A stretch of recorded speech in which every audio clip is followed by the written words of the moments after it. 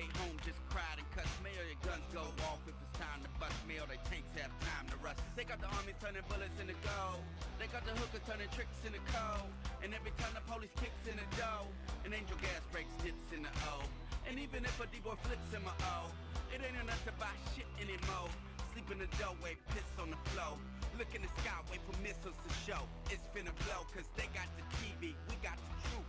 They own the judges and we got the proof. We got hella people, they got helicopters. They got the bombs and we got the guillotine.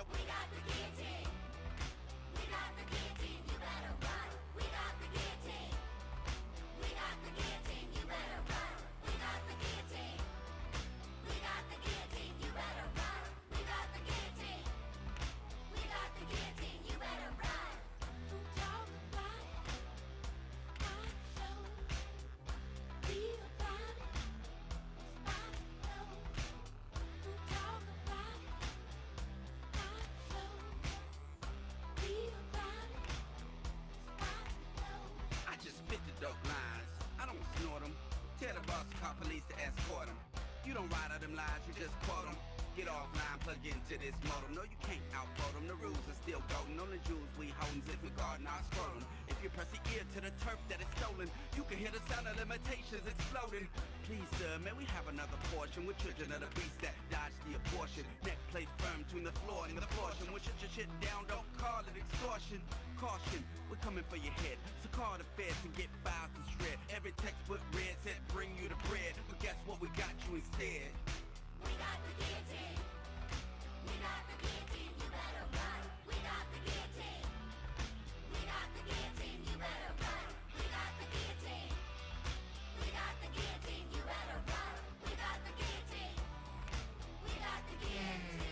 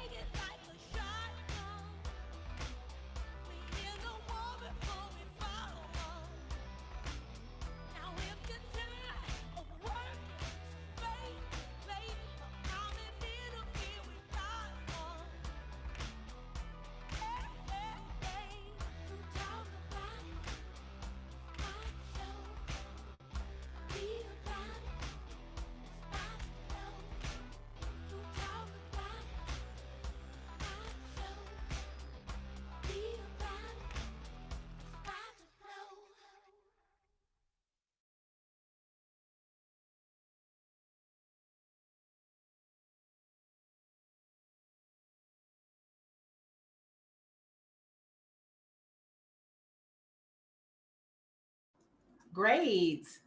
Thank you all so much again for joining us. I'm so excited to be here tonight and to have this conversation. So I'm really, really excited to get started. So we will go ahead and jump right in. My name is Erica Vincent. I use she, her pronouns, and I am the Network Engagement Director at the Power Shift Network. I'm going to talk a little bit, tiny bit about PSN and framing this conversation, and then I am going to get out of the way and point to our expert in the room and also our youth leader in the space. And then we're going to dig into a really great conversation around climate and state violence centering on white nationalism tonight. So again, my name is Erica Vincent. I work for the Power Shift Network. The Power Shift Network is the only Black woman identified, female-led organization centered around climate justice in the environmental movement and climate justice around the nation. We are a network of 90+ youth organizations, youth-centered organizations, and we are so excited to be able to bring you content like this. A little later on, I'm going to talk about how you can support more content like this. But again, we are excited to be able to have and start these really important conversations that are really centered around intersectionality in our different movements. So I want to talk a little bit about this particular series. So this series has really been centering the conversation around US sanctioned state violence and how the state inflicts and how that state violence inflicts trauma on all of us. And so this particular series, or this particular iteration of the series, is centered around, I'm going to read the description because I think it really grounds us and frames this particular talk.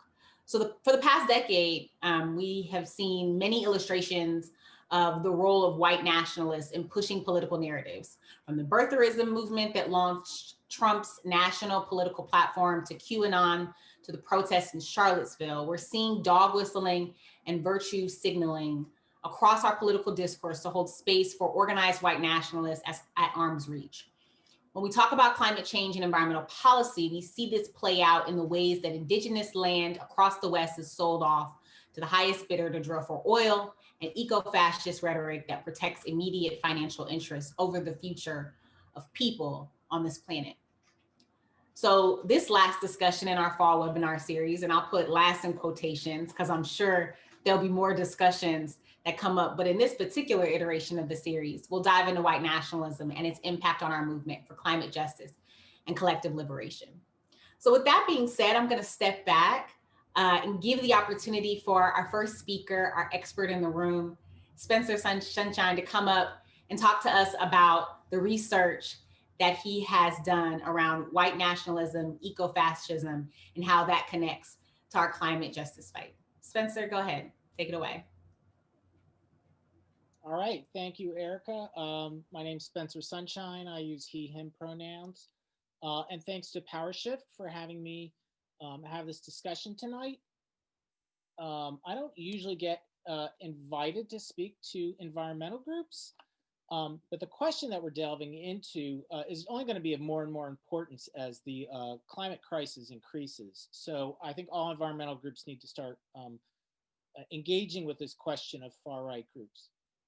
What I'm going to do is talk about different terms like eco-fascism, what they mean, and give some examples of them. And part of this is because there's really a lot of confusion about these terms, and they have multiple meanings to different people and to different political factions. And in addition, they're used both by the left and right against each other. So you'll need to understand this stuff. Because you'll need to understand how these different groups relate to each other and how they're going to relate to you. So the too long didn't read version is this. Most of these groups on the far right are going to oppose your work. They'll use both traditional political forms as well as illegal violence. But some of the more radical factions of the right will attempt to join your movement for their own purposes. So first we'll talk about eco-fascism. I'm sure people have heard this term thrown around. You might have heard it used in different forms as well. So I'll talk about what both the left and right mean when they use this term. So when the right uses this term, it's kind of in two different ways. The first is sometimes it's applied to more radical environmentalists who use direct action, or those who have views that are more radical than the mainstream. They might criticize industrial society, mass techniques, capitalism, or they might have a spiritual view of the environment. So that's one way it's used. It's also used more generally to smear all environmentalists, no matter how moderate you are. And sometimes this is because any kind of state intervention is seen as fascist, therefore environmental regulation is fascist.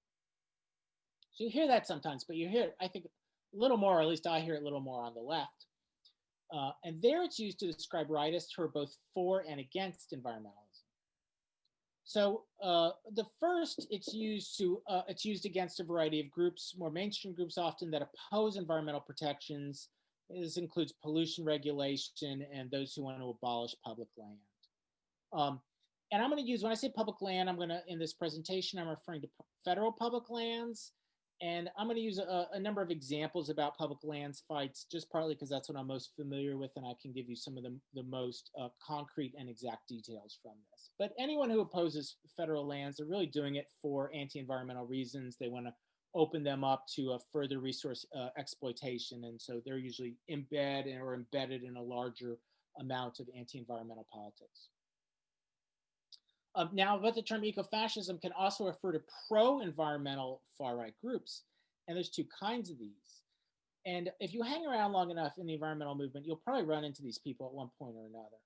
So first are what I call soft white nationalists. They tend to disguise their views under the rubric of ending immigration.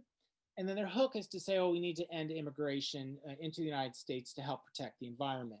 This is often tied into Malthusian ideas of that the problem with the environment is there's too many people on the planet. The most important of these groups in the United States is called the Tanton Network. This guy, John Tanton, he just passed away, but he founded 13 different organizations, a few of which were openly white nationalist. But the thing with them is they concentrate on being against immigration, but they have far more influence than, these small, openly white nationalist groups like, neo-Nazis and the Ku Klux Klan. And in fact, the most important of them is called FAIR. It's the Federation for American Immigration Reform. And this group's had a lot of influence on the Trump administration. So a lot of their immigration policies come out of FAIR talking points, and a lot of his appointees used to work for or have ties to FAIR. So one of the things that came out of his network were serious attempts to push Sierra Club, who are one of the largest environmental nonprofits, into adopting a platform of immigration restrictions. I think they actually did this twice. The first one was in the late 1990s, and the votes for the votes inside the organization to do this ended up pretty close, although it was eventually voted down. I think in both cases they were voted down. But that was like their big push to get an almost successful push to get their politics embedded in a national environmental organization. Now, other than these sort of soft white nationalists who tend to downplay the racism, you also get self-identified fascists. And sometimes they call themselves very openly eco-fascists, including neo-Nazis who embrace environmental politics. Now, I don't expect you to know all these groups. Sometimes these groups are sort of dismissed as being irrelevant, but I'm going to name a number of them just so you know how many of them are popping around today. So there's the Northwest Front, which is based, I think, in Washington, and they infiltrated Cascadian regionalist circles, which is a popular movement in Oregon and the region. There's the Base, who are a pro-terrorist Nazi group, who a number of the members have been arrested in the last year or two. You might have heard the leader lives in Russia and might have ties to the Russian Secret Service. There's a Green Brigade, who are an eco-fascist group who are intertwined with the Base, and a bunch of their members either became dual members with the Base or joined the group.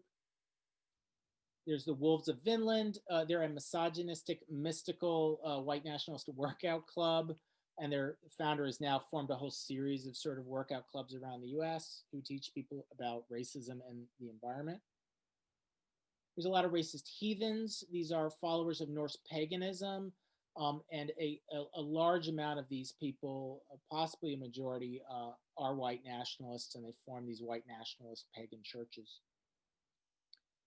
Recently, one concrete example in Bloomington, Indiana, they have a farmer's market, and one of the stalls in the market was run by this couple who both belonged to a white nationalist group. And there's a huge fight to try to get them evicted from the farmer's market, which was unsuccessful because the market was run by the city and they were protected by certain laws. So the city couldn't remove them without being sued. The perpetrator of the 2019 Christchurch massacre in New Zealand that he committed as an Islamophobic massacre at 2 mosques, specifically released a manifesto, and he specifically referred to himself as an eco-fascist on this. And then an Earth Liberation Front member, Exile, who's from Eugene, became a fascist in prison, and there had to be a fight to sort of kick him out of those support circles. This goes back a while. I recently saw a newspaper of the American Nazi Party after it changed its name in 1970, and they embraced environmentalism as far back as 1970. And even further than back than that, the original German Nazi Party, the NSDAP, had an environmental wing. One of the ministers under Hitler, Walter Derry, created the term blood and soil, and he was very involved in promoting organic agriculture. And so today's neo-Nazis have sort of a firm back reference point to justify being eco-fascist. Now, there's a small number of these groups, but they're very dedicated. And like I said, I've run into them a number of times, and we've had to sort of run them out of our political circles. All of this is sort of on the background of environmentalism originally being a conservative movement. And Erica will talk a little bit more about this in her presentation about many of the legendary founders are tied in with some, rather horrid politics. So why do some of these differences matter between the different groups? They'll have different responses to your work, and knowing this will help you understand who's going to attack you, what they're going to do, as well as who's going to try to undermine you. So the actual fascists may attempt to join your group. They may try to take over your organization, and they may fail to cause a split in your group, or they may just try to recruit individuals and take them out of the group. And if they fail, even if they fail to do this, but you let them remain, this is going to have repercussions on your group. I've seen this actually happen in practice. Many people of color, feminists, Jews, Muslims, and these identities are not exclusive, will see that you're tolerating racists and fascists, and they're not going to stick around, and you'll lose more people than you might gain even just on that level. I've seen this happen many times. I just saw a board member resign from the Institute for Social Ecology because they didn't kick a racist off of their listserv, even though he was very peripheral to the organization. So you need to take a hard line against these people.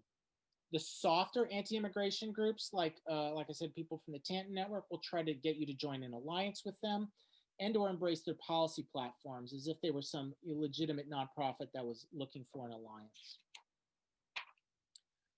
Most far-right groups will oppose you. You can think of them as implicit white nationalists. They don't embrace an all-white country, and their groups will include a small number of people of color, Jews, and gay men. But they'll do everything short of just calling for a white ethno-state. They're almost always against environmental laws. They're anti-immigration. They're anti-LGBTQ. They're anti-feminist or Islamophobic. And they're into conspiracy theories, including climate change denial. But they're different from fascists and open white nationalists. They'll do separate organizing, and on paper, they don't like each other. So examples of these groups might include the Proud Boys and the alt-right in general. The Proud Boys are sort of an alt-right fight gang. They're the ones who drive a lot of the fights in Portland, Oregon. And they're part of the more moderate wing of the alt-right that, as I said, accepts in people of color and Jews and gay men. There's also militias and related groups like the Three Percenters and Oath Keepers. There are non-armed patriot movement groups with similar views from the militias, including the John Birch Society. There are right-wing conspiracy theorists like Alex Jones, and of course, many regular Trumpists fall under this umbrella. There's also other anti-environmentalist movements that you might find in the more radical wing of this movement, like advocates of suction dredge mining, people who want to have grazing permits on public lands without restrictions, and constitutional sheriffs. So on paper, a lot of these groups want a tiny federal government. They don't want any gun laws. They don't want civil rights. They don't want environmental regulations or even public services like libraries. They're opposed to labor laws and minimum wage laws. But of course, they do want an unlimited budget for police and the military. Now, some of these groups are more anti-environmental than others, but they will work together and back each other up. And they work in tandem with, if not always directly with, mainstream environmental groups. So I'm going to give you a number of examples here of these different kind of groups that you may run into in campaigns that they actually run. So one of them is the Campaign Against Federal Public Lands. So the John Birch Society, who are a far-right anti-communist group that were established in the late 1950s, were one of the first advocates of abolishing public lands. And this might mean either they want to sell them off to private hands or transfer them to the states or counties who will most likely either sell them themselves or have much more lax environmental regulation on these lands. Later, this idea worked itself into the mainstream, into groups like the American Lands Council, which has national influence. At the same time, the idea gained traction amongst rural county governments and county sheriffs. Armed militias also picked this idea up and tried to implement similar policies while using illegal and violent tactics. They have in recent years taken over public lands and had armed standoff with the law enforcement, most famous of which was the Bundy Ranch standoff in 2014. They'll threaten local officials, federal employees, and environmentalists. And I've talked to a lot of people out west in rural areas. I can tell you a lot of times that these threats have been very effective. I've talked to environmental organizations that won't speak out against them because they don't want to deal with all kinds of threats. I spoke to people who are even involved in things as mainstream as the Democratic Party apparatus in counties who are also afraid to speak out. So even though the signal to noise of actual violence versus threats is it's a large difference, just making the threats is very useful politically to them. So this allows the land transfer movement in general to have an illegal violent wing, but also a mainstream wing in groups like ALEC. And the mainstream groups then have a plausible deniability about their links to the groups like the militias, even though they're both inspired by the same ideas, they're just enacting them on different levels. So maybe I'll give 2 more examples. So in Oregon, there's a big movement called Timber Unity. It's quite popular outside of the cities. They were formed to stop a rather moderate climate bill, and they succeeded in doing this in the state legislature. They have mainstream influence and are closely tied to the state GOP. And they also kind of have a larger agenda of increasing mining, logging, and ranching in the rural counties, many of which in Oregon have a lot of public land, but also are very poor. But despite their mainstream veneer, their base has all kinds of toxic groups in it. The militias support it, and they helped actually found it in the beginning. Violent alt-right groups like the Proud Boys have ties to them. And I looked at their internal communications. They had a really big Facebook group, and it was flooded with open racism. I mean, people dropping N-bombs, Islamophobia, a lot of homophobia especially addressed at the governor of Oregon, who's bisexual, Kate Brown. And so many violent threats that we included many of the most egregious threats in the report. We were actually asked by the governor's office to remove them because they didn't want to inspire more copycat threats against them. That's how bad it was. And so it sort of raised the question, these people aren't a group about, environmental laws. What does all this stuff have to do even with environmentalism, anti-environmentalism? Why are these things all mixed together? So politically, all these groups become part of the same pool. Normally, groups like the Proud Boys aren't interested in environmental issues, but they will join together with right-wing movements like Timber Unity, either out of solidarity, or maybe just because they want recruitment opportunities, or they might be hoping for a conflict that they can go and then get in a violent confrontation.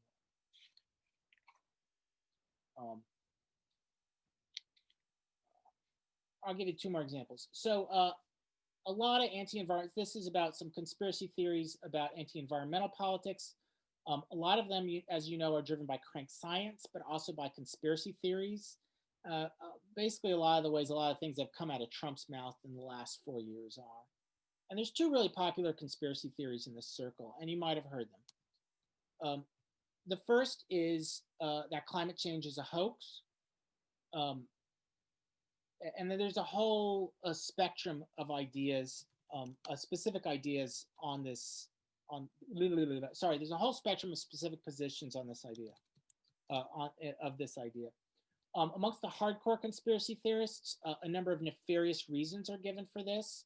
Usually they claim the restrictions are the first step to a new world order superstate that's controlled by a satanic transgender liberal feminists in league with space aliens. And if you don't believe me, they actually say these things. And one of the interesting things about the hoax is like a lot of deny that climate change is a hoax is about a lot of, like similar to other kinds of denialism, like Holocaust denial, there's a whole range of it. So someone might say, oh, the whole thing's a hoax. Some of them might say, oh, some of it's real, but most of it's wrong. Some of them say about half what they say is real. So there's this whole tactic of trying to nudge it down, because once you don't believe the actual science, then you get in a debate about how much of the science is fake. The second popular conspiracy theory is called Agenda 21, which is now Agenda 2030. In truth, this is a non-binding United Nations resolution, which was actually originally signed by a Republican president, which just merely advocates sustainable development. It says if you're going to make development, try to make it sustainable. But those who espouse this conspiracy theory believe that almost any kind of environmental law is part of this agenda. And of course, the plot is run by the same nefarious actors as climate change. George Soros is a favorite here. So in one instance, I learned about, there was a public park in a small town that was being proposed, and it got voted down by the council after an activist in the town claimed that this was a tool of Agenda 21. So one of the problems with this is once you go down this rabbit hole, you'll enter of climate change or Agenda 21 conspiracies, is you'll enter into a whole ecosystem of conspiracy theorists, because if you accept the logic of one conspiracy theory, you accept the logic of them all. So someone can start with Agenda 21 and then soon end up believing that the earth is flat, that Mexican drug cartels are bringing ISIS sleeper cells through the southern border into the US, and the leader of the Oath Keepers has actually said this, or that a cabal of Jews secretly control the world. And I'll give you my last example, which I kind of is one of my favorites. So earlier this year, there were wildfires all out west in Washington and Oregon and California. And the rumor went around in a bunch of rural areas that Antifa, anti-fascists, were setting the fires. Now, I'm not really quite sure what reason Antifa would want to set these wildfires, but this rumor went around. And so it's interesting to look at how this conspiracy theory was developed in the first place. At first, the people who espoused these Antifa platforms were really just outright neo-Nazis who didn't like that people were coming and disrupting the organizing. During the Trump administration, it was picked up by conspiracy theory circles, and they sort of developed it and created it into a much more elaborate thing. Then Republican politicians started to pick it up, and then finally Donald Trump. And during the wildfires, both militias and elected members of law enforcement spread this rumor. And of course, once somebody, in your county police says it, then people, of course, think it's real. This then spawned vigilante roadblocks in various areas were set up, and they harassed, of course, people of color who didn't look right. These were people who looked like outsiders in this community being harassed by armed vigilantes. It's also caused law enforcement who didn't buy into the conspiracy theories to spend their resources stopping the vigilantes and chasing down false reports instead of saving residents as well as their property. And I like this because we can see how here the conspiracy combines environmental issues. The fires are being blamed on outside leftist agitators instead of poor land management. It combines it with an opposition to anti-racist politics and progressive social movements, and it results in an openly racist outcome. Now, the last thing I'm going to say is that these kinds of groups actually present us with an opportunity. All these groups all hate all of us. Basically, everyone on this phone call, they probably hate you. But this gives us an opportunity to make alliances that we maybe normally wouldn't engage in, and to work in a mutually beneficial way. Because they hate so many of us, we can go to the Jewish community, we can go to the Muslim community, we can go to feminist groups, we can go to Black liberation groups, we can go to LGBTQ groups and say, hey, these people are attacking us, we need to join forces and push back. And this allows us to forge new opportunities for mutual respect and hopefully for united action in the future amongst various progressive elements. So I want to thank PowerShift again for having me, and I will kick this off to our next speaker. Thank you so much, Spencer, for that really fantastic delve into really the nuances and digging deep into what white nationalism is and how eco-fascism and white nationalism plays into this work that we do. So I do have some things to add, but I think one of the most important voices that is on this particular webinar tonight needs an opportunity to speak. So I want to make sure that I give him so. So Dylan, I'm going to pass it to you. Dylan is a youth leader that works with the PowerShift Network and also works with his organization, the Breach Collective. So Dylan, I'll give you the opportunity to introduce yourself and give some reactions to what Spencer talked about, and also anything else you'd like to add to the conversation as we move forward. Yeah, absolutely. Thanks so much to the PowerShift for having me, and thank you, Spencer, for that really illuminating presentation. So my name is Dylan. I use he, him pronouns. I'm a co-founder of the Breach Collective, a climate justice organization and a union-affiliated worker cooperative based in the Pacific Northwest. And I'm also an organizer with a public lands and forest defense nonprofit, Cascadia Wildlands. I think that hearing Spencer discuss the kind of nuanced delineation between these different far-right extremist groups was really interesting.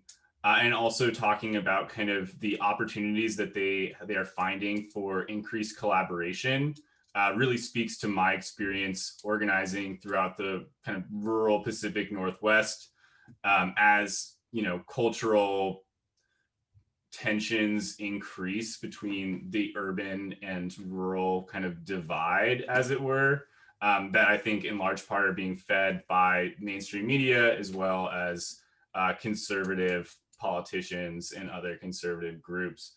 But kind of I think the thing that we're really seeing out here is this like, as our movements become more intersectional, as the environmental movement is, clearly voicing its intrinsic ties to the anti-racist Black Lives Matter movements, and the housing movements and all these different kind of organizing circles are becoming better and better networked.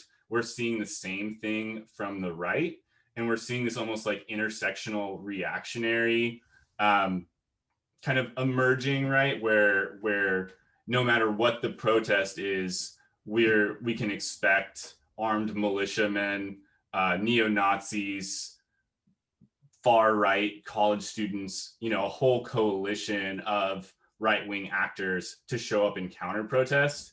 And I think that that's a really kind of frightening new pattern that's emerging. And so this webinar, I think, is really aptly timed to kind of shine a light on what's happening in these organizing spaces, and then the ways that we can kind of combat the increased risk of doing climate and environmental organizing as the right wing is kind of ascendant, and particularly like the paramilitary right and white supremacist right. No, thank you, Dylan. I think that's absolutely right. And so I'm gonna provide us with a little bit of, I guess, kind of history, or dig a little more into kind of how we got to this point and how white nationalism is kind of intrinsically ingrained into this country, and is intrinsically ingrained really into all of us. I mean, I think a lot of folks talk about having to decolonize themselves, right? And how are we doing that? And so I wanted to talk a bit about, and I'm happy to get your thoughts on these pieces as well. But I really wanted to talk a bit about, white nationalism in climate space, in environment space, in conservation space, because for a lot of us, our appreciation of the environment, for many of us, not all of us, but for many of us, our appreciation of the environment really starts from a conservation conversation, protecting trees, protecting our public lands, as Spencer was talking about public lands. And some of that, when we talk about our education system and how our children are taught. So I'm from Newark, New Jersey, but I went to elementary school in San Diego, California. And I was looking on Facebook a couple weeks ago around so-called Thanksgiving. And one of my Indigenous Facebook friends was talking about one of those tracing worksheets that little kids get as they're learning their letters. And her daughter, who is apparently one of the only Indigenous people in her class, or the only Indigenous person in her class, brought home a worksheet, one of those, about Johnny Appleseed. And I don't know if, I was asking other people. I live in Georgia now, so I was asking other people on the Southeast if they don't learn about Johnny Appleseed like we do on the West Coast, and some folks were saying, no, that's not necessarily something that we learn about. But that's someone that's entrenched in my mind as a lesson, as a conservation lesson, as an environmental lesson when I was in elementary school. And this page talked about how Johnny Appleseed was someone who wanted to make sure that we brought apples to the rest of the country. And whenever you eat an apple, make sure that you thank Johnny Appleseed for bringing apples to the rest of the country. And we want to make sure that and I think it said something to the extent of he taught the natives about which apples and other pieces could be used for medicine. And they taught him what berries and other pieces could be eaten. And this Facebook friend of mine had all these people on her post talking about how, who Johnny Appleseed or John Chapman really was. And, there wasn't any necessarily any blatantly racist things that anyone popped up, but they wanted to talk about how the erasure of Indigenous people, the erasure of the knowledge that they already held, the erasure of the knowledge that they already were in possession of, having lived on these lands and have these lands being theirs for centuries before other people landed on these shores. So that's one person. We also are taught in elementary school about Teddy Roosevelt and how he was one of the first presidents to talk about protecting public lands.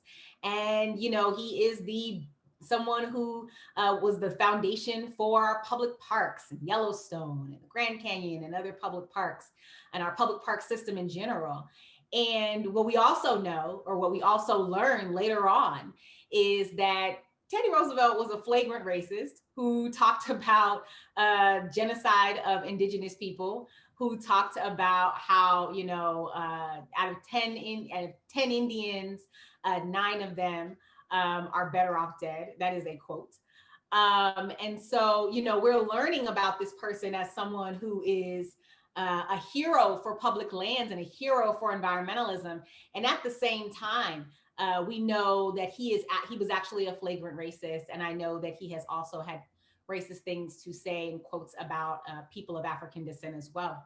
And then lastly, I wanted to talk about John Muir. You know, Sierra Club, Spencer, you talked about Sierra Club. Sierra Club has had to make some reconciliations. You know, you know, Sierra Student Coalition is a member organization of the PowerShift Network, and we love them over there. And they also have admittedly on their website had to make some reconciliations with who John Muir was. And we can have back and forth conversations on whether or not he admired the Indigenous people or he thought they were dirty. And there's quotes in his journal about that. But these are people, and the reason why I wanted to bring this up is because that white saviorism, that white nationalism, the appreciation and elevation of the white person, of the white man in our climate spaces, in our environmental and conservation spaces, is ingrained in our children from a very young age. And so we're having to unlearn that. As a movement, we're having to unlearn that. And as people in general who, you know, maybe been part of the public school system or the school system in general in this country, have had to unlearn that and unlearn some of those colonizing theories. And then I wanted to talk also, before, you know, I get more reaction and then we can have an open discussion here from you all about what I've said or what more about what Spencer has said, which is so poignant. You know, current day, I think we oftentimes, especially in the environmental movement, we say that, you know, these industries or these factories just so happen to be in communities of color, or just so happen to be in Black communities, or just so happen to be in communities that are lower income, not necessarily always Black and low income, but we say it just so happens. It's not happenstance. That is on purpose. You know, we know that environmental injustices are purposeful. They are intentional, just as genocide of Indigenous people was intentional. It is intentional for there to be no care for people of African descent, Indigenous people, and other people of color in this country. So we know the history of Warren County, the Warren County history in 1982, which is regarded as one of the first environmental justice protests of the Warren County residents laying down in front of hazardous waste trucks as they tried to roll into their county and set up a hazardous waste site. We know about Cancer Alley in Louisiana, which is currently which is a current thing. It's not a long time ago, of people in this particular part of Louisiana that have some of the highest cancer rate because of industry around them. And so I wanted to just offer these pieces as white nationalism, spaces and places, outward racism that we see against people that is state sanctioned across, you know, our education system, even now into our current government system, into current social issues. And how are we shaping our environmental and our conservation? How are we shaping our opinions of these things based on things that we've learned and things that have been ingrained in us? So I'll stop there, and I'd love to hear more from you, Spencer, about some of the things that Dylan has spoken about or that I've spoken about, and then we can have a conversation, and then we'll take some questions in a bit.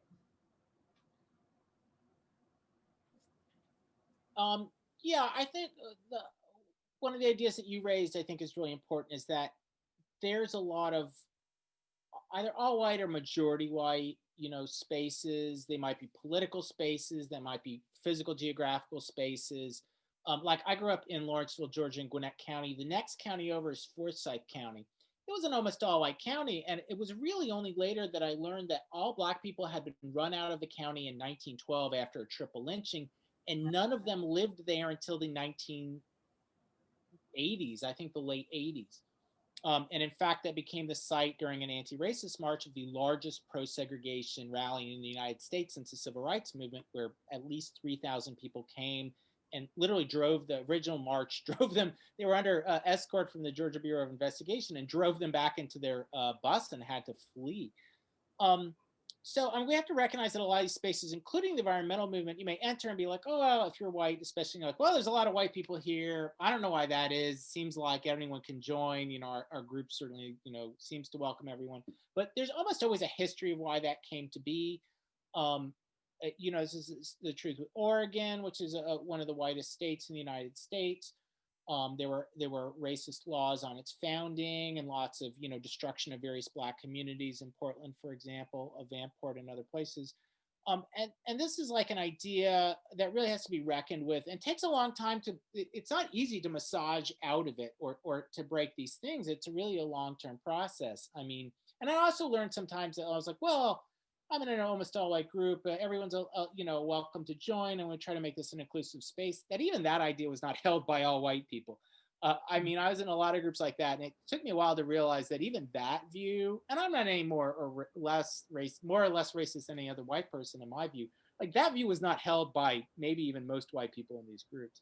So, I mean, it is a process that people have to go through, and you know, I hope we all can do it in our groups because it makes us even just on a selfish level, it makes our movement stronger for this. And I also wanted to add, we found when fascists try to come and cross recruit, they purposely target, you know, majority white groups. They know that they're not going to get very far in a multiracial group. They're not interested in recruiting people of color, and they're not interested in recruiting white people who want to work with people of color. And they will go into these groups. We saw this specifically with Occupy Wall Street, where groups went to it because it was a vast majority white group. And sometimes they had some success in this. So. Thanks for that, Spencer. Dylan, did you have any additional thoughts? Yeah, I mean, so coming from Oregon, right, and especially more rural areas in Oregon, I think that that's a really important piece to highlight, especially as kind of Portland is more and more in the news around the anti-racist protests over the summer. You know, Oregon is majority white because it was created as like a holdout from the Civil War. You know, white paradise. There's pictures of my hometown with thousands of members of the Ku Klux Klan marching down the streets. You know, within the last 100 years, there's still laws in the books in my neighborhood that say that people of color are not permitted to live here. And I think that additionally in movements, especially are looking kind of more traditional, like conservation oriented movements, protecting public lands, protecting forests, for example, which is something that I'm very deeply involved in. We're seeing, you know, we have this long history starting with John Muir and other, you know, colonizers, but moving even into kind of contemporary history, folks like Dave Foreman of Earth First, who was an explicitly, you know, white nationalist environmentalist, who founded one of the most influential groups for direct action in this region, that's gone on to influence a lot of the action and tactics that we see around the world in the environmental movement and anti-globalization movement. And so reckoning with that history has been a really central theme for our organizing for a long time. And, you know, it's a decades long process to you know, begin to be able to kind of attract people of color after having such a, you know, contentious and controversial history of systemic racism in the movement.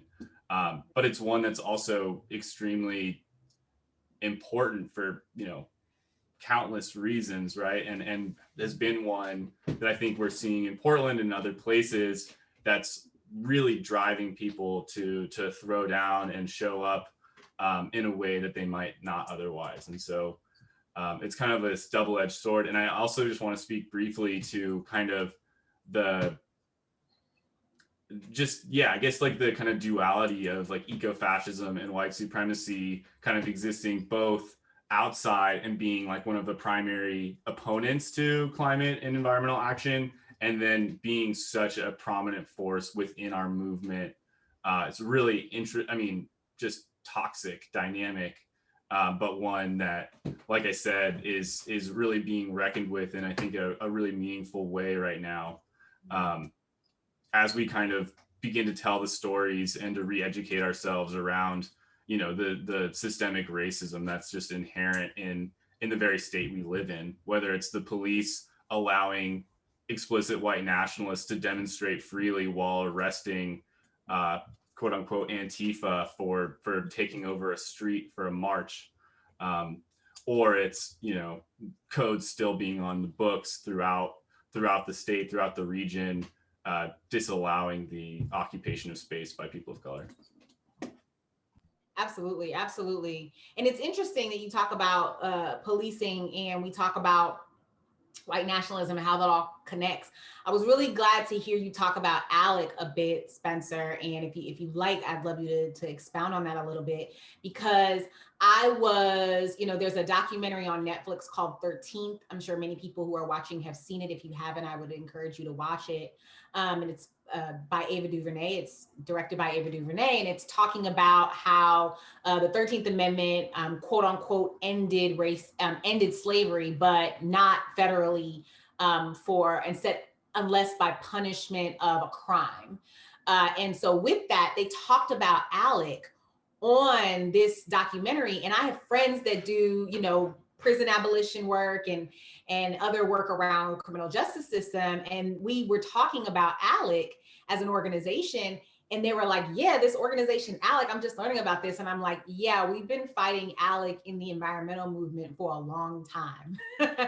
And so thinking about that and thinking about the oil and gas industry, how it connects to policing, how ALEC and other organizations that are connected to the oil and gas industry also give money and donate to police foundations and police unions, making that circular connection of how it's all in there together. It's hard not to be,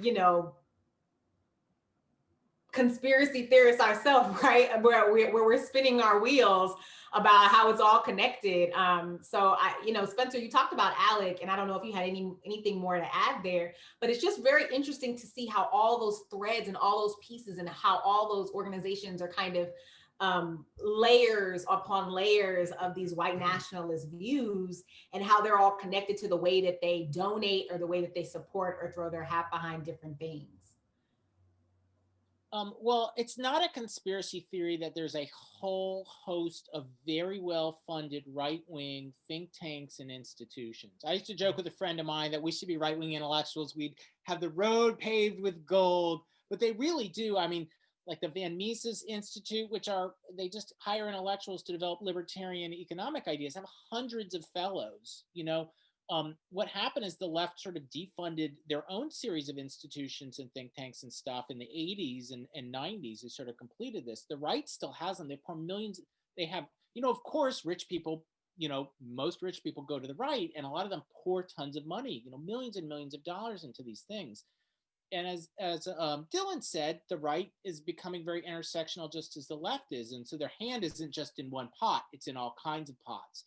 And, their ultimate goal is to have a hyper-capitalist economy without any regulations, and to either stop social equality from moving forward or to make it worse than it is. So they're going to have all these things. It's not a conspiracy theory that all these things are tied up to. They are multi-issue just as we are multi-issue. They have all kinds of alliances just as we have all kinds of alliances. So you will find this stuff, and you will find like the right-wing think tanks are not a myth. They really are. There's a huge network on them.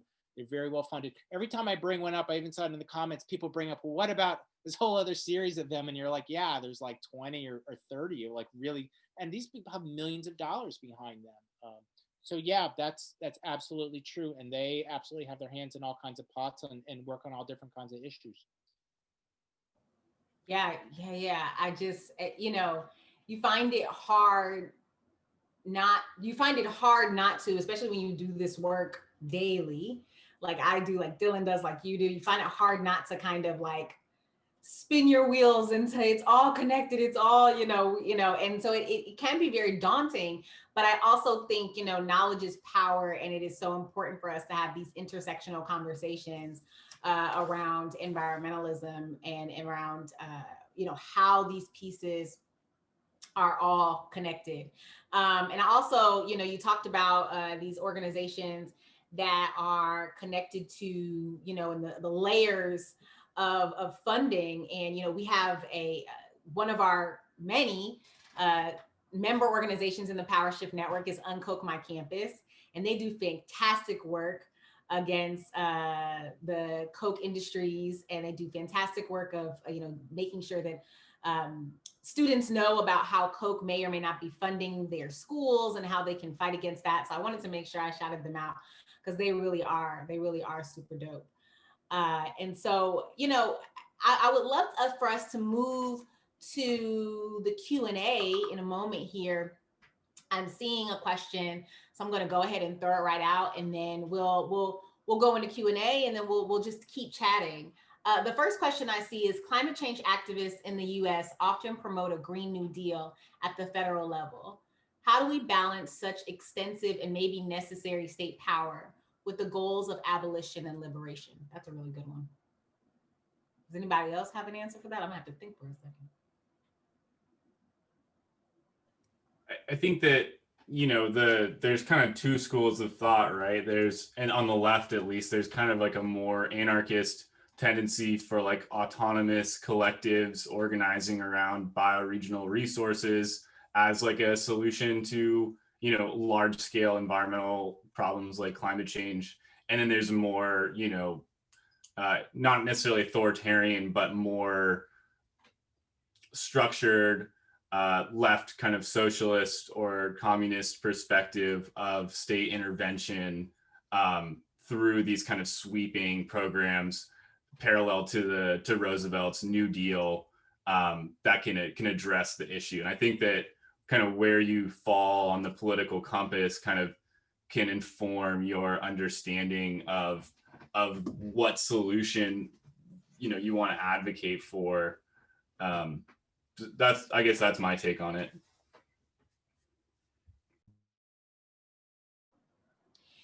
Yeah, and just to follow up on what you said, Dylan, I think there's a very interesting school of thought in the environmental space about the Green New Deal. Like, is it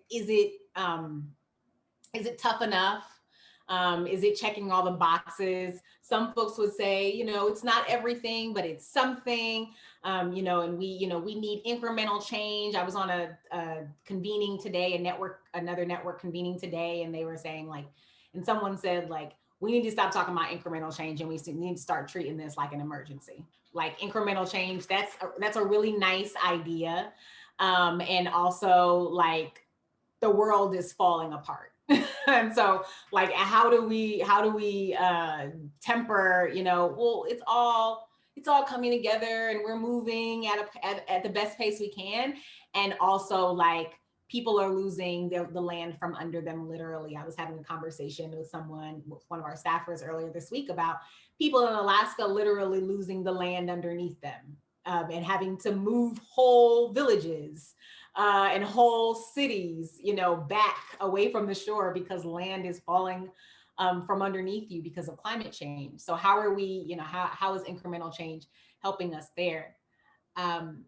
If there's no other, responses to that particular question, I hope that was somewhat of an answer for you, whoever asked that. That was a really good one. Well, can I just jump in really quickly too? When you talk about the New Deal, I think it's also important to recognize that, while the New Deal laid the foundations for kind of modern society as we know it in the social safety net, it also did so by institutionalizing like racist programs, whether it was, BIPOC folks' exclusion from the GI Bill and a lot of the benefits that came after World War II, lack of access to affordable housing, et cetera, et cetera. So I think that just to kind of like recenter that question in the framing of this conversation, I think it's really important to understand the Green New Deal having to also incorporate like some kind of like racial reparation and acknowledgement of the land back movement. And I highly encourage folks to check out the Red New Deal from Nick Estes's collective. That I think has like a really interesting decolonial perspective on large scale sweeping environmental reform. I have not heard about the Red New Deal. That's really interesting, Dylan. I'm definitely going to read up on that. This next question, I think this is a good question for you, Spencer. As the front lines of Stop Line 3 in northern Minnesota kick into high gear, would love to hear any thoughts about how the far right / eco-fascists might show up on either side in ways we haven't seen before, such as at Standing Rock. That's a really good question. I'm sorry, I'm not familiar with this particular. What is a pipeline struggle, or what is it? Yeah, so I can give a little bit of a background. I'm going to do my best impression of our wonderful organizer, Akilah Sanders Reed, who works on the Line 3 work. But I listened to her talk a lot about it, so I'll do my best. But there is a pipeline that is currently in construction right now in northern Minnesota. It is a long fight that's been happening, I believe, over the past 5 years. It's somewhat was happening in the same relation, or I should say parallel to Standing Rock, parallel to the Keystone XL fight. And the permits have been granted to I'm blanking on the name of the company. But the permits have been granted to the oil company Enbridge. Thank y'all. The permits have been granted to Enbridge to start construction, and folks thought they may have had until after the new year to get ready to get in gear to go up and fight that fight. However, as soon as those permits hit, Enbridge was already getting people to the site to start digging and clear cutting and making space for this line 3 pipeline. A similar pipeline that is going through, I believe, Michigan, the permits have been stopped. That's line 5, and the governor of Michigan was on the front line of stopping that, unfortunately, but in Minnesota, it's not happened. So things are moving very quickly in Minnesota. And so I think the general question is, when we're in spaces like an oil fight, when we're in spaces like Standing Rock, when we're in spaces where we might have to camp or might have to protest, and then of course, like, because we're in a global pandemic, that puts a whole nother level of, complications on top of things.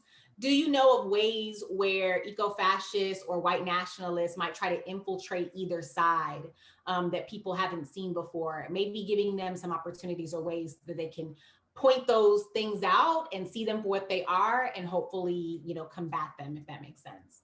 Right. Well, there's two things that they have done in the past with pipeline struggles.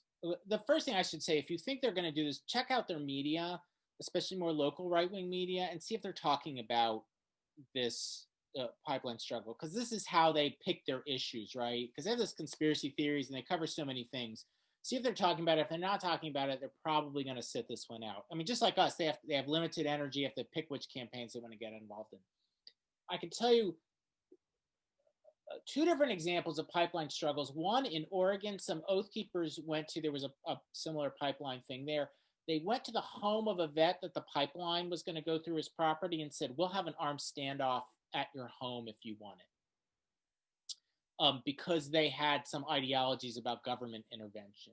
Because sometimes they're sympathetic to some of our issues. Like, for example, sometimes they're involved in anti-GMO work. Or they say that they are. They have these politics at least. So that was one example. Another is sometimes at Standing Rock, some of these militia-style groups originally were interested in joining in for similar reasons, that they thought this was like some kind of government intrusion on essentially private land. But then they switched it around. I mean, I think they realized quite quickly they want these to be right-wing struggles that they intervene on, and not progressive ones. So they did quickly switch, but there was interest, and I think some people actually went on the right in the beginning. In terms of encampments, this again, you should look at their media and see if they're talking about this, but this can be a very dangerous thing because, of course, recently they've really gotten into attacking progressive social movements, and they're not constrained by the law as much as the police are. And the police are already, out of control institution, but they are restrained in some ways by various restrictions on them and lawsuits and different things. These groups are not. They don't, they think COVID is a hoax, so it's not going to stop them from organizing tightly. And they're looking for ways to commit violence against various progressive social movements. And if you're camped out, you may be kind of a sitting target for them. And then, the authorities like this because people can act in ways that they can't, right? They act as their almost underground wing for these. And often the police turn a blind eye because they're like, great, guys, we can't do that, but you can. So you have this may happen. I mean, in the past, these things didn't happen. I can't really think of environmental camps being attacked by right-wingers, not in recent history, not since the 80s or something, in some of the timber wars they did.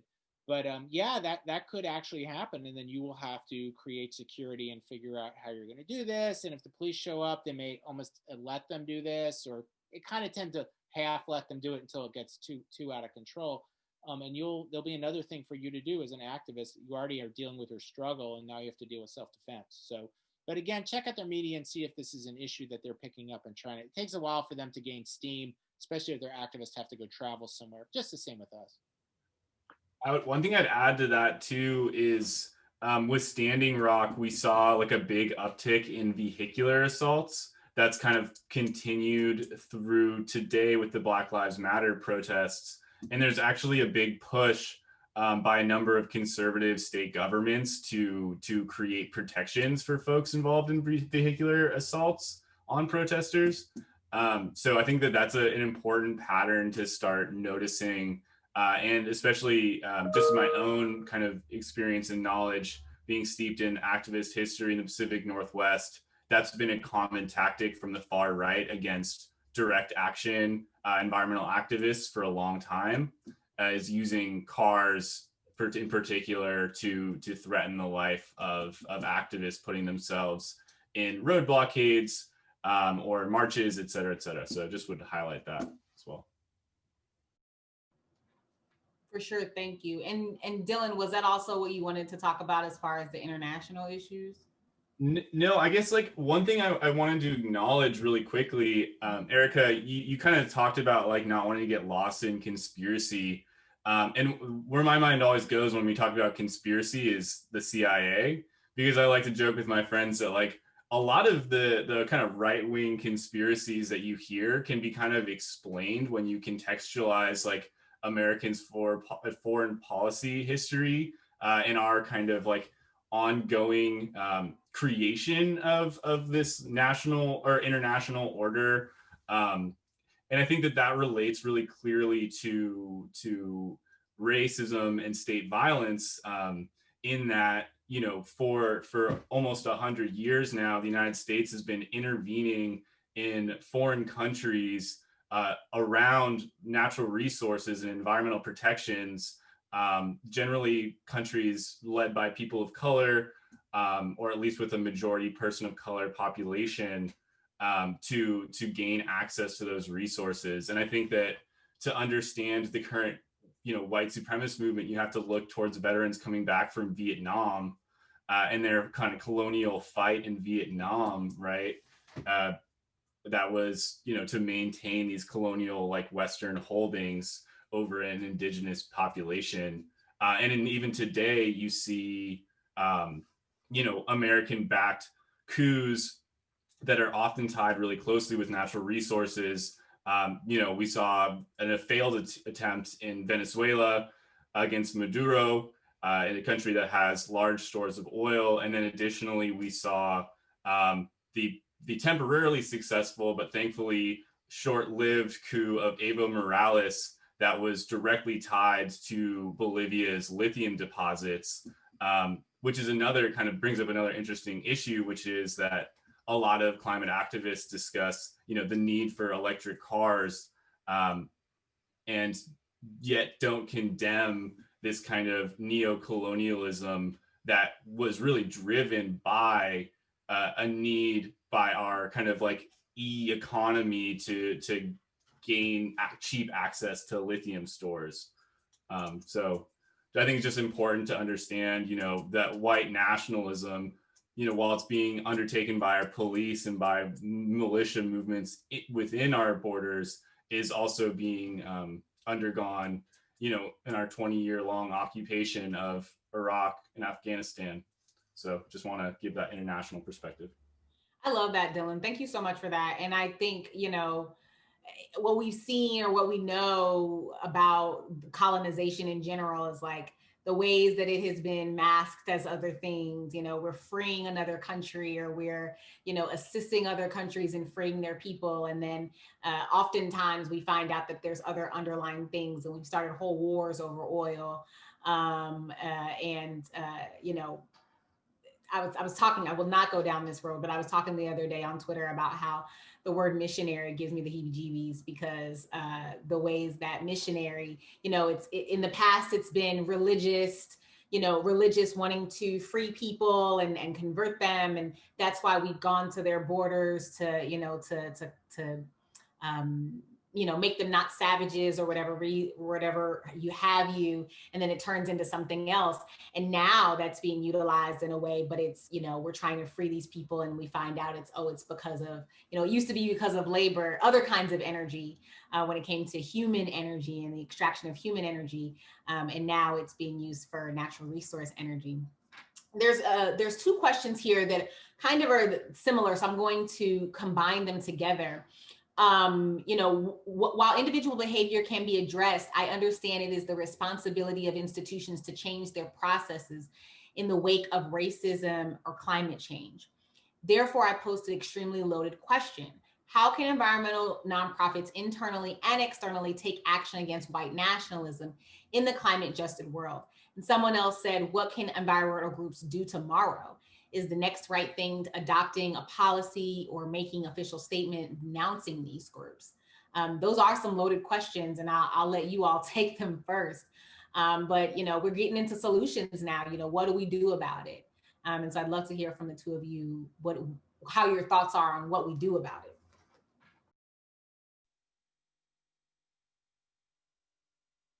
I would say this is a bit of a difficult question, especially because I don't work in an environmental nonprofit, but I think people should adopt policies if they haven't had, especially when dealing with these sort of groups I've discussed, they should adopt policies in advance about what they're going to do with them. Because what happens is they pop up and then everyone scrambles to figure out how they're going to deal with the problem. And so that's like a proactive thing that you can do. Other than that, like groups need to, I find environmental groups to be very cloistered from other social movements, and they need to get used to working with more different kinds of groups and understanding what other groups of people want and maybe the limitations on their perspectives and stuff, because often they end up clashing. It's legendary out west where environmental groups clash with native tribes on tribal lands. This is like a huge ongoing thing that's happened for decades, and you're like, so these are things that need to be worked out. I'm not saying there's not an easy answer to all of them, but they need to be worked out. And if you haven't started working them out, you need to start doing that and understanding how people can get on the same page about stuff, because we're all going to need to be on the same page about stuff. It's going to be an emergency fairly shortly. Yeah. Go ahead, Dylan. Oh no, I just wanted to say, just recognizing too, like, as like a white cis man, I'm not necessarily the person to come to for answers about how to address those things. Obviously striving, but would absolutely defer to like folks who have more lived experience about what is effective and what works. Yeah, and that brings up something interesting for me. We oftentimes, especially in the Black community, talk about the exhaustion of having to teach white people to not be racist, right? Like, that's exhausting. And not every person of color and not every Black person does DEI work, does diversity, equity, inclusion work. And I've had to tell a couple of very white rooms that, and also the people of color that do DEI or diversity, equity, inclusion work, pay them. because that is a job, that is energy, that is intellectual property that's being spent. And so you need an invoice in order to compensate them for their time. But it's hard to find the balance between what you just mentioned, Dylan, and I wanted to offer that. It's hard to find the balance between, talking to people who have the lived experience, and also as someone with privilege, many of us, I would say all of us in some instances have privilege. I have a level of privilege as well, or levels of privilege, I should say. But, how are we how is someone who is a white cis man, joining that fight by making sure that they're facing, head on white nationalism when they see it, and not the people of color not always having to be the one to speak up.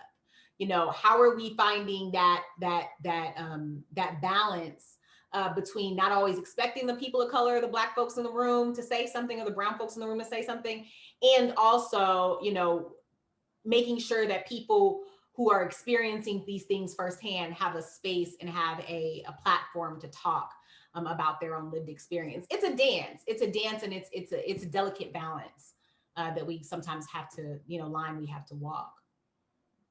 And I would just add to that, my perspective and my own experience dealing with like discrimination to my peers in a workplace is workplace democracy internally is a really important factor in creating organizations and structures that can effectively advocate for justice outside of the organization externally. So I think that oftentimes in hierarchies, whether it's nonprofits or just grassroots organizing spaces, they reproduce the same kind of toxic inequalities that we see in our societies. And so I think it's really important to always be working to address hierarchy wherever it is, and creating more equity between organizers, between coworkers, between whatever it is. And being someone who's really interested in organized labor, one avenue that we found when we experienced that problem internally was looking to unionization and collectivizing our workplace in order to make sure that those hierarchies that were kind of implicitly creating bias were being dismantled as an aspect of our anti-racist work. Thanks for that. And you made a really good point about hierarchies, and I want to name like hierarchies and the ways in which businesses are, set up in this country, are direct relations and products of colonialization and white supremacy. And so, again, having to decolonize ourselves in the way that we do our work. And I really admire the Breach Collective and the way that you all are always talking about, unionized labor and unionizing your organizations. I think that is so important. I wanted to mention, I wanted to ask this question. This is a really good one. This is particularly, well, before I do that, something just popped in my head, so I wanted to say it before I forget it. With the question around what do environmental groups do? I would tell you first and foremost, if your organization is not talking about this, then that's the first step. If your organization has not had the conversation around racism, white nationalism, white supremacy, I didn't mention this earlier, but the manifest destiny, how are we perpetuating manifest destiny in this country? We know that the expansion of the United States is based strictly on white supremacist views, and how we have a destiny and a right to spread from sea to shining sea.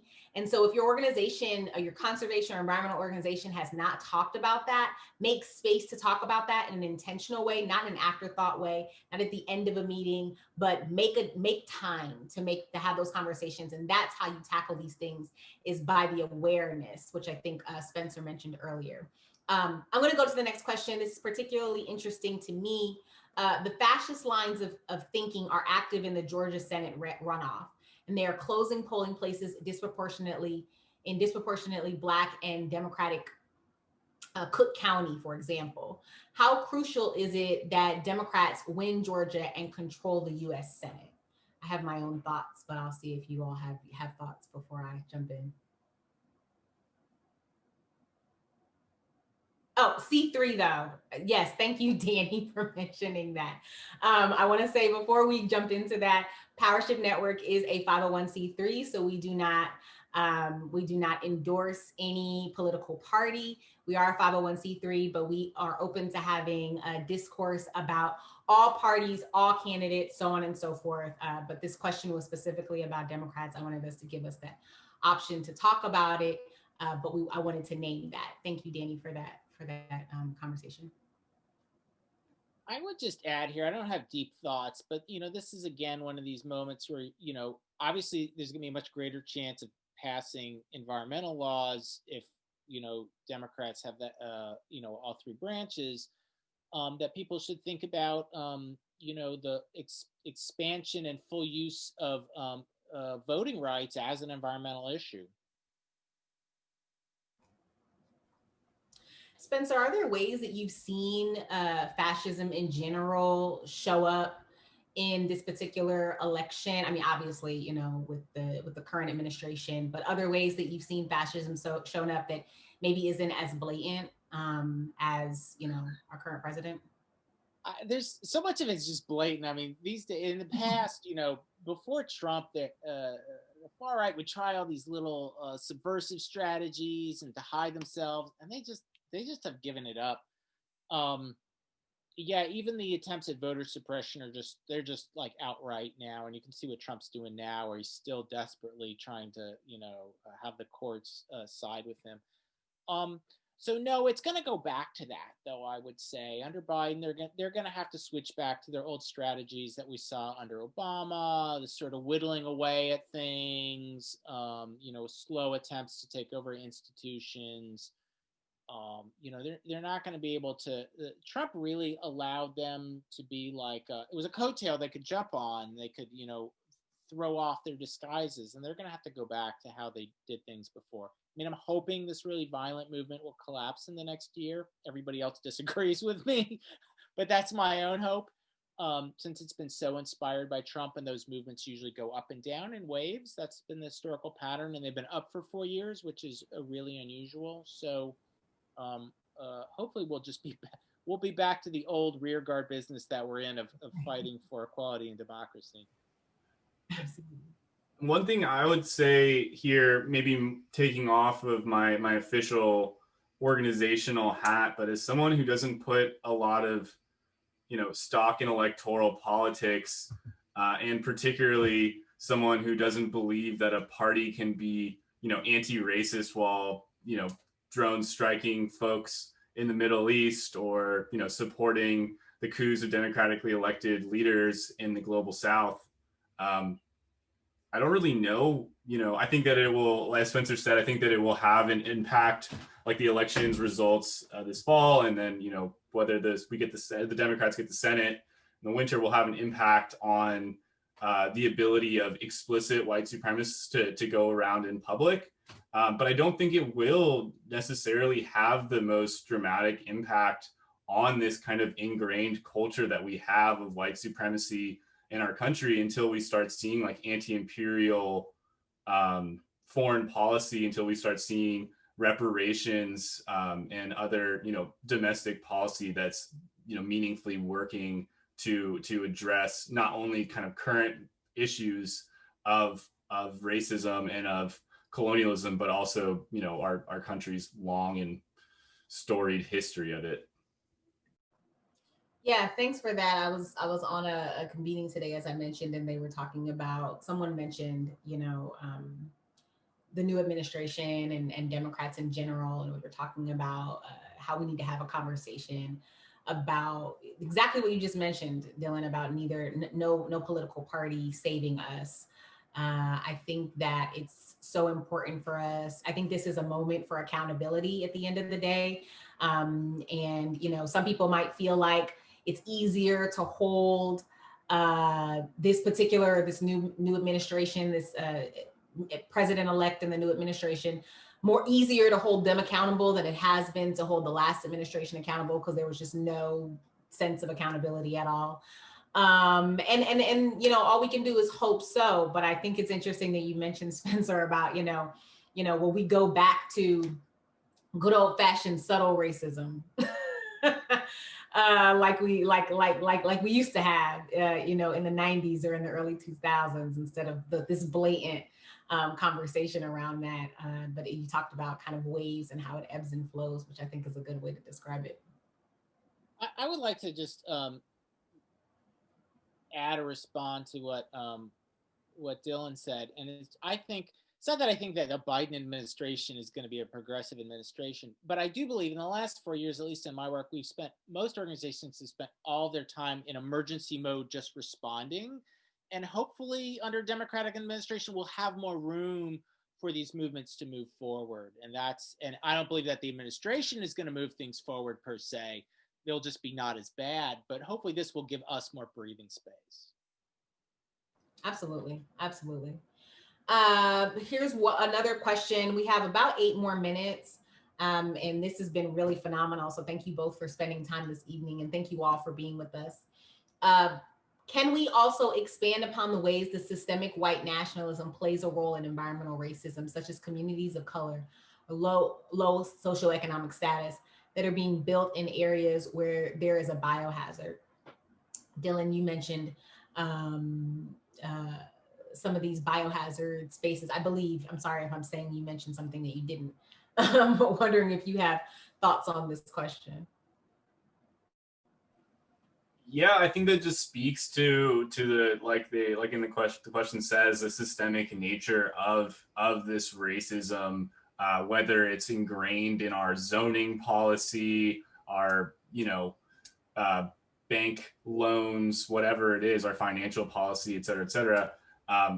There's got to be really transformative action here, looking at even the most kind of like minute policy within our local, state, and federal governments that are kind of perpetuating these systems in which low-income folks, people of color, Indigenous communities are being underserved and explicitly facing, environmental hazards because of their skin color or because of their socioeconomic status. I mean, for example, in Oregon, there's the Warm Springs Reservation, which is the reservation for a number of different tribes. It's been having a water crisis for almost a year now, completely unreported on, regarding their water piping infrastructure, very similar to what happened in Flint, or what's still happening in Flint, Michigan. And it's not something that you can wave a magic wand at. It's an institutionalized racist and settler colonial state that's created these systems, that's and kind of ingrained this mentality into kind of every building block of the society that we exist in. So I don't know if that's an answer. I wish I had an answer how we could deconstruct that. No, I think that's a good answer. And I'll say this, I think that something else I'll mention is ways in which the different biohazards or different things that are specifically put in places of people with low socioeconomic status, or communities of color. And I'd like to make sure that I say that just because it's low socioeconomic status doesn't mean it's a community of color, or vice versa. So it doesn't have to be the same. We have seen instances where there are more middle class or affluent Black neighborhoods that have still had extractive and dangerous industry or factories in those places. So that's why I said that it's not an accident. I think that I know that it is intentional, and has always been intentional around genocide and the elimination of people, and just different ways in which we're doing this. As Spencer mentioned, bring it all together, different ways in which those pieces are laid out, in the same way that we stopped slavery but except for under punishment of law. And then we started locking up Black and brown people at record numbers as a claim of law and order. That's the same way, that same kind of layering, in the sense of, we're not directly murdering them as we did to Indigenous people, but we are, systemically in other ways making decisions on their behalf and on behalf of these communities that we know will kill them. These oil companies and other companies or fossil fuel company or fossil fuel industry is well aware of the way that their industry is harmful, the air, or harmful to the air quality or the water, the groundwater. They're well aware of how that is dangerous. And because of that, they put these industries, put these factories in these places where Black people are, or where Indigenous folks have been shuttled to in many different spaces, or I should say, have been walked to in many different places, as we know about the Trail of Tears and other instances. I'm going to, I'd love to hear any final thoughts from either of you. This time went by so quickly. I want to thank you again for being here, but I'd love to hear final thoughts from you, Dylan, and then you, Spencer, and then we'll go into closing. Spencer, you go for it. Okay. I just want people to really, there's things I said about far-right groups, if you're not familiar with the far-right at all, might seem a little overwhelming. As the climate crisis increases, the far-right is 100% going to try to capitalize on this by advocating closed borders.